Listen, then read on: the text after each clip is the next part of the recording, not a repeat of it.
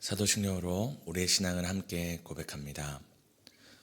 전능하사 천지를 만드신 하나님 아버지를 내가 믿사오며 그 외아들 우리 주 예수 그리스도를 믿사오니 이는 성령으로 잉태하사 동정녀 마리아에게 낳으시고 본디오 빌라도에게 고난을 받으사 십자가에 못 박혀 죽으시고 장사한 지 사흘 만에 죽은 자 가운데서 다시 살아나시며 하늘에 오르사 전능하신 하나님 우편에 앉아 계시다가 저리로서 산자와 죽은 자를 심판하러 오시리라. 성령을 믿사오며 거룩한 공회와 성도가 서로 교통하는 것과 죄를 사하여 주시는 것과 몸이 다시 사는 것과 영원히 사는 것을 믿사옵나이다. 아멘. 찬송가 216장입니다.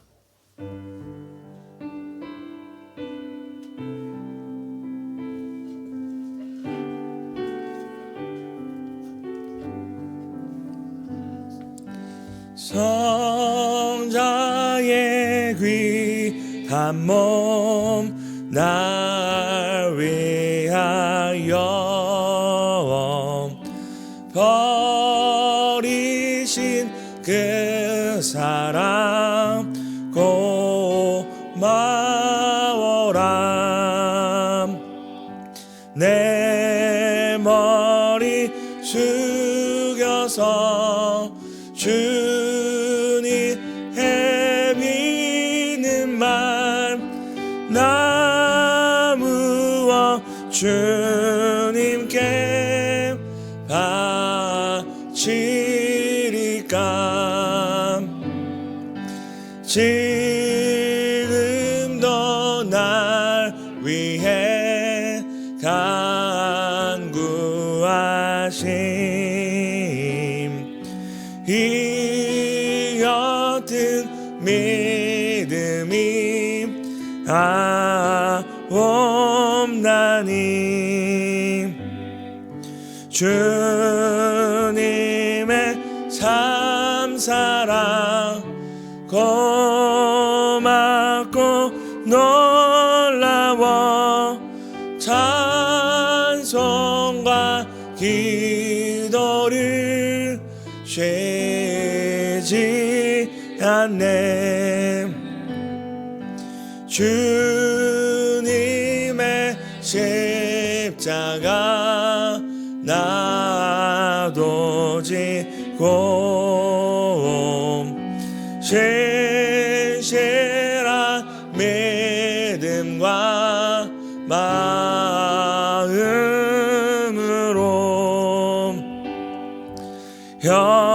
형제의 사랑과 친절한 위로를 네게 나 베풀게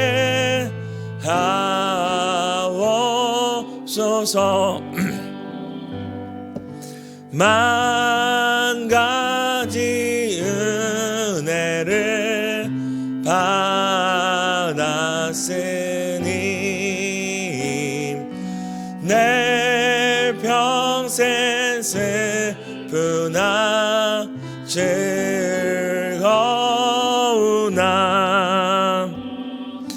이 몸을 온전히 주님께 바쳐서 주님만 위하여 늘 살겠네. 아멘. 마가복음 8장입니다. 신약성경 마가복음 8장 1절에서 10절 교독하시고 마지막 10절을 함께 읽도록 하겠습니다.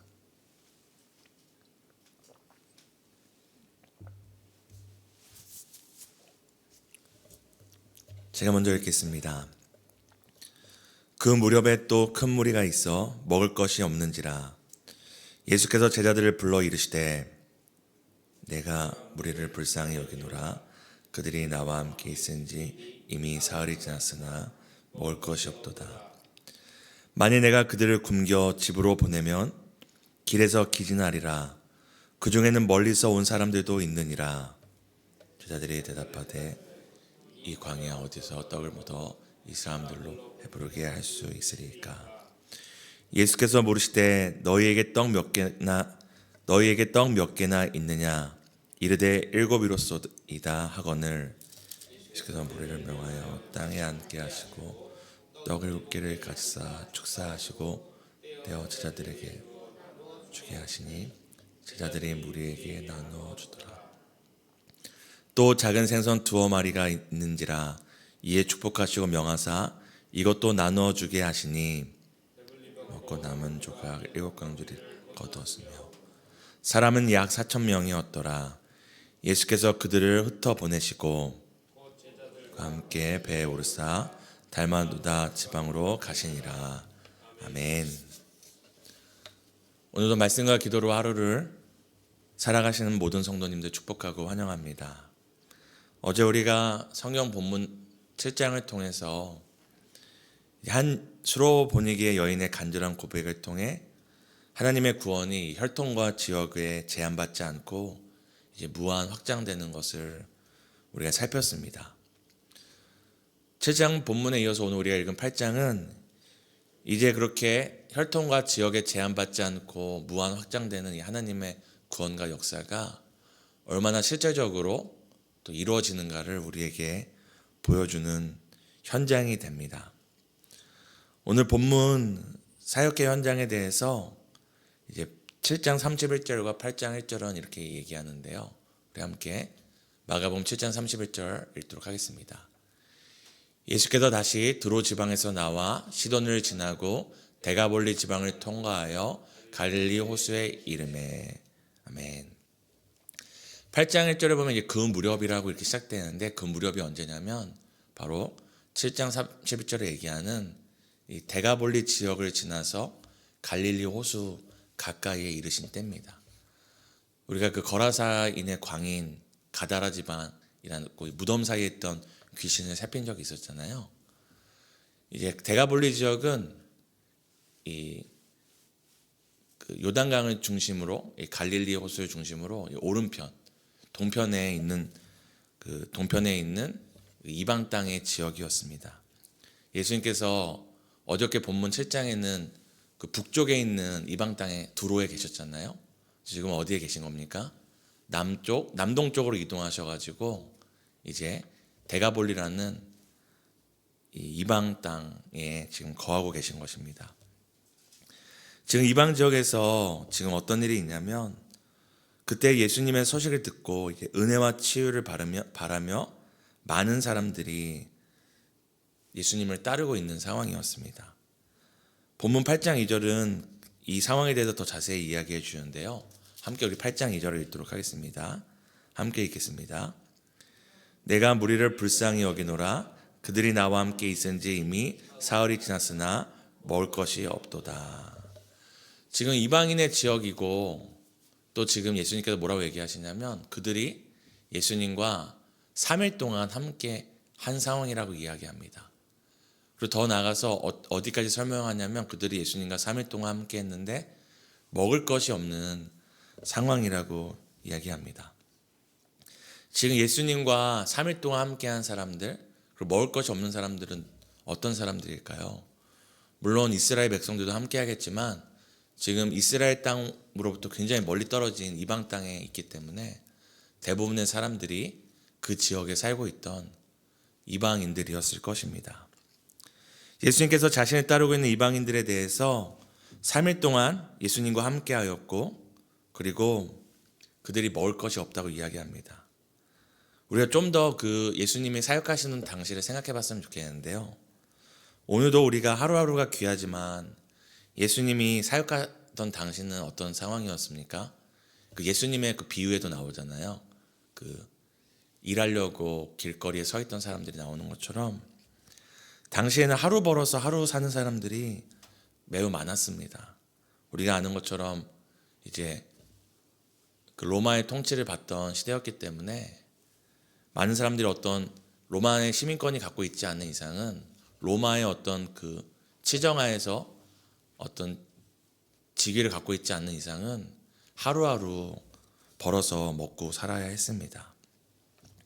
그렇다면 지금 3일 동안 예수님을 따른 사람들은 지금 어떤 사람들입니까? 하루 먹고 사는 것을 포기하고 예수님을 따라온 사람들입니다. 오늘 하루 일해야지 하루 먹고 살 수 있는데 3일이나 예수님을 쫓아다니면서 예수님의 그 말씀을 듣고자 자신의 그 어떻게 보면 그 먹고 사는 문제를 내려놓고 예수님 앞에 나온 사람들이었습니다. 이것을 설명해 주듯이 예수님이 뭐라고 얘기하죠? 그들이 나를 3일 동안 따랐을 뿐만 아니라 먹을 것이 없다고 얘기합니다.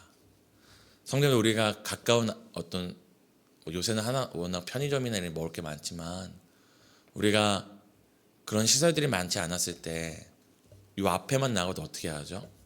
먹을 걸 잔뜩 싸들고 나가잖아요.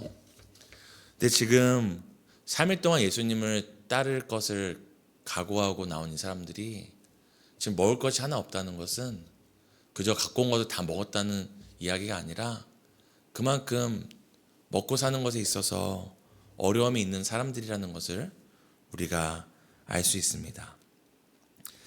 예수님께서 그들을 보면서 오늘 8장 2절에 보면은 그들을 불쌍히 여겼다고 이야기하는데 그들을 불쌍히 여긴 이유는 그저 그들이 당장 먹을 것이 없기 때문이 아니라 그들이 3일 동안 예수님을 따르기 위해서 내려놓아야 될 그런 생업들과 먹고 사는 문제들 그리고 자신들이 굶을 거를 알면서도 예수님의 말씀을 듣고자 이 광야까지 나온 그들의 형편을 아셨기 때문입니다.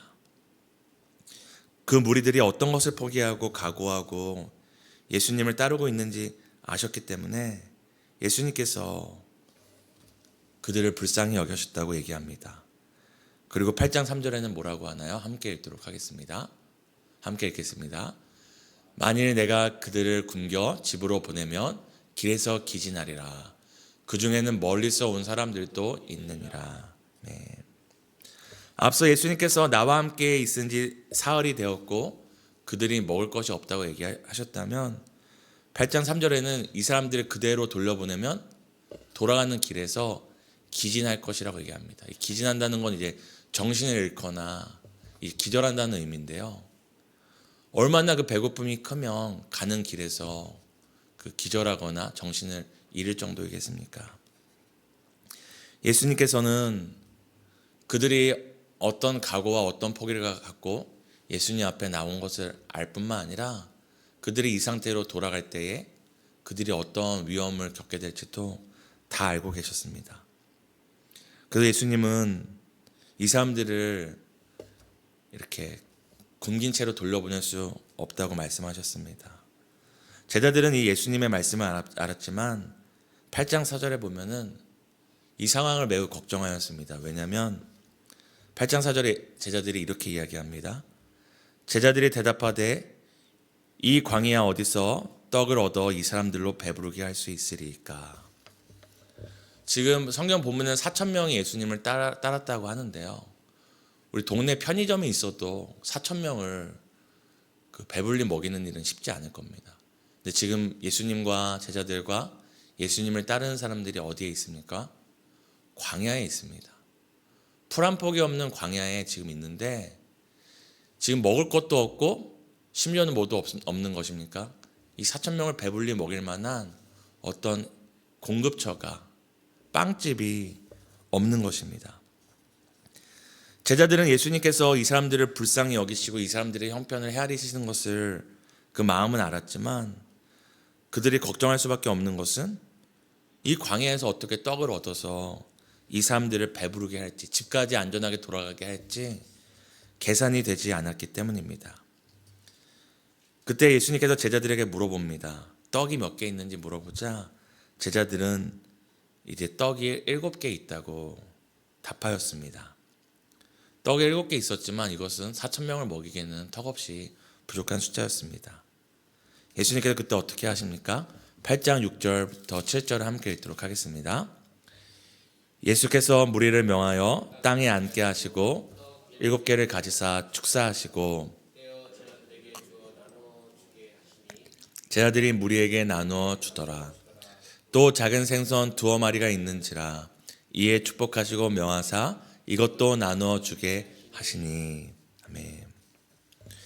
예수님께서 지금 제자들에게 갖고 있는 떡을 물어보고 그 떡을 받으사 축사하시고 사람들에게 나눠주기 시작합니다.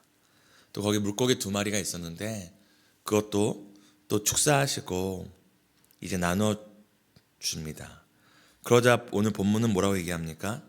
그 4,000명이 다 먹고도 7 광조리가 거둘 만큼 풍성한 식사를 하게 되었다고 이야기합니다. 성경 본문에는 지금 광야에 있는 사람들에 대해서 4,000명이라고 이야기하지만 우리가 이 당시에 여자와 어린아이는 공식적인 숫자에 세지 않았던 걸 생각하면 약 1만 명의 사람들이 예수님을 따르고 있었다는 것을 우리는 알 수 있습니다. 우리가 어저께 살폈던 그 7장 수로보니게 여인은 예수님께 무엇을 구하였죠? 그 주인의 상에서 떨어지는 빵 부스럭이라도 달라고 간청하였잖아요. 근데 예수님은 그 여인의 고백을 통해 오늘 어떤 일을 행하십니까? 이방인 1만 명의 사람들을 먹고도 남을 만한 풍성한 이 빵을, 은혜의 양식을 공급해 주시는 것입니다. 지금 수로보니게의 여인의 그 간절한 고백이 실제적으로 이방 지역, 이방 땅 가운데 지금 풍성한 은혜의 양식으로 공급되고 있는 것을 우리에게 보여줍니다. 오늘 우리가 본문을 통해서 우리가 주목하였으면 하는 것은 먼저 우리가 어저께 7장부터 오늘 8장을 이어서 생각했으면 좋겠는데요. 어저께 분명히 수로보니게 여인의 그 간청은 지극히 개인의 간구였습니다. 자신의 딸이 귀신 들렸고 이 딸이 어떻게든 예수님의 그 작은 은혜라도 받아서 구원받기를 원했던 개인적인 기도가 오늘 어떤 역사로 이어지는 것입니까? 예수님을 따르는 수많은 이방인의 배를 배불리는 역사로 이어지는 것입니다. 우리 빌립보서 2장 13절을 함께 읽었으면 좋겠습니다. 함께 읽겠습니다. 너희 안에서 행하시는 이는 하나님이시니 자기의 기쁘신 뜻을 위하여 너희에게 소원을 두고 행하게 하시나니. 아멘. 분명 이 수로보니게 여인은 자기의 문제였고 자기의 상황이었지만 그 모든 상황은 누가 인도하고 누구의 손에 있었습니까? 바로 하나님 손에 있었습니다. 하나님께서 단순히 이 수로보니게 여인의 그 어린 딸이 귀신 들린 것을 해결받는 것, 그것만을 목적하신 것이 아니라 그 상황과 문제가 해결되는 과정을 통해서 이방 땅에 하나님의 큰 역사를 이루시는 것을 보여주기 원하셨습니다. 오늘도 우리는 우리의 기도와 우리의 상황에 갇힌 우리의 기도가 때론 너무나 개인적이어서 부끄러울 때가 있습니다. 너무 내 기도, 내 필요만을 위해 기도하는 것은 아닐지 생각할 수 있지만 우리는 나의 문제, 나의 간절한 기도를 통해 하나님께서 이루어 가실 하나님의 큰 계획과 구원을 놓치지 말아야 합니다. 물론 우리가 너무 내 기도, 내 필요에만 내 것만 구하는 것은 아닌지 우리가 조심해야 하지만 우리가 기도할 수 없을 만큼 힘들고 간절한 그때에도 하나님은 우리의 이 작은 문제와 상황을 통해서 하나님의 큰 일과 큰 계획을 이루어 가신다는 것을 꼭 기억하셔야 됩니다. 그러므로 포기하지 말고 나의 이런 문제와 상황을 통해 그저 내 문제가 해결되는 것으로 끝나지 않고 하나님의 큰 역사가, 하나님의 큰 능력이 많은 사람들에게 베풀어지는 일로 이어지게 해달라고 우리는 기도해야 됩니다. 우리가 마지막으로 또 살펴야 될 것은 오늘 예수님께서 멀리부터 예수님을 찾아와 그 말씀을 듣기 위하여 3일 동안 굶고 먹고 사는 문제를 포기했던 사람들을 불쌍히 여기시고 책임져 주신 사실을 우리는 기억해야 합니다. 예수님은 그들이 하나님의 말씀을 듣기 위하여 나왔다는 이유만으로 그들의 영혼만을 채우시고 돌려보내지 않으셨습니다. 너희가 내 말을 들으러 왔지? 자, 내 영혼의 양식을 먹었으니 알아서 가라 말씀하지 않으시고 실제적인 그들의 배고픔과 필요를 해결해 주셨습니다. 예수님은 우리의 영혼의 구원자십니다. 하지만 우리의 영혼만 구원해 주시는 분은 아닙니다. 예수님은 멀리서부터 자신을 찾아온 무리의 형편을 알았고 그들의 배고픔을 알았고 그들이 먹지 못하고 돌아가는 길에 힘없이 쓰러질 모든 상황들을 아셨습니다. 그리고 그 상황은 광야에서 먹을 것을 구할 수 없는, 물리적으로 해결할 수 없는 상황이었지만 예수님께서는 창조주의 능력으로 그 필요를 채워주십니다. 사랑하는 성도 여러분, 우리가 오병이어나 오늘 칠병이어를 보면서 이게 어떻게 가능해 생각할 수 있겠지만 예수님이 누구십니까? 무에서 유를 만드신 창조주 하나님이십니다. 무에서 유를 만드실 수 있는 분이 빵 7개에서 1만 명을 먹일 양식을 못 만드시겠습니까? 예수님은 우리의 상황과 능력이 될 때에는 우리의 걸음과 우리의 손과 힘을 통해 일하시지만 우리가 아무것도 할 수 없는, 아무 소망이 없는 그런 절박한 상황에서도 무에서 유를 만드시는 능력의 하나님이시는 것을 기억하셔야 됩니다. 그래서 우리의 신앙의 선배님들은 이런 고백을 하였습니다. 우리가 할 수 있는 것이 아무것도 없는 막다른 길에서 비로소 일하시는 하나님을 만나게 된다. 우리가 아무것도 할 수 없을 때 일하시는 하나님을 보게 된다라는 고백을 하셨습니다. 사랑하는 성도 여러분, 우리의 삶에 먹고 사는 문제나 또 우리의 여러 삶의 문제들을 마주할 때 우리가 아무것도 할 수 없다고 좌절하지 마십시오. 우리가 보기에 아무런 가능성이 없다고 포기하지 마십시오. 우리의 예수님은 우리의 영혼만 구원하지 않으시고 우리의 실제적인 육체의 필요와 우리의 삶의 문제를 해결하시고 무에서 유로, 길이 없는 곳에서 길을 만드시고 소망이 없는 곳에서 소망을 만드시는 창조주 예수님이심을 믿으시길 바랍니다. 오늘도 우리의 개인적인 기도를 통해 하나님의 큰 일을 이루어 가시고 아무것도 없는 상황 가운데서 예수님의 능력을 경험하는 복된 하루 되시기를 예수님의 이름으로 축복합니다. 우리가 3가지 놓고 함께 기도했으면 좋겠습니다. 첫 번째는 개인의 간절한 기도를 통해 하나님의 큰 일을 이루시는 우리 하나님을 보게 해달라고 기도하겠습니다. 두 번째는 우리의 형편을 헤아리시고 실제적인 필요를 능력으로 채우시는 예수님을 바라보게 해달라고 기도하겠습니다. 오늘 교회가 함께하는 기도는 이웃과 나라와 민족을 위한 기도입니다. 여러 사회적인 이유들로 혼미하고 분열된 마음들이 주님의 다스림 아래 정돈되고 평화로 이어지게 해달라고 함께 기도하시겠습니다. 하나님, 우린 날마다 나의 문제와 나의 상황만을 놓고 기도하여서 때로는 부끄럽거나 이렇게 기도하는 것이 맞나 생각될 때가 있습니다. 하지만 하나님, 수로보니게의 여인의 기도가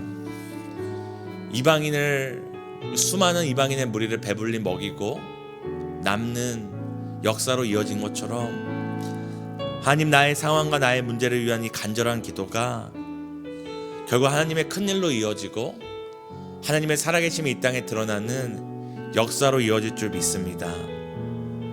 우리의 형편을 헤아리시는 하나님, 우리가 무엇이 필요한지, 무엇이 부족한지, 무엇 때문에 지쳐 쓰러져 이제 기진할지 아시는 예수님, 우리는 아무것도 할 수 없습니다. 우리가 아무것도 할 수 없고 누구도 우리를 도와줄 수 없는 그때에 예수께서 능력으로 우리를 도우시고 우리의 길을 만드시고 우리의 소망을 만드시며 우리 가운데 창조의 능력으로 역사로 일하실 것을 믿습니다. 오늘도 우리가 이웃과 나라와 민족을 기도할 때 주님의 큰 뜻과 계획을 보게 하여 주시고 올해의 기도를 통하여 이루실 주님을 바라보게 하여 주옵소서.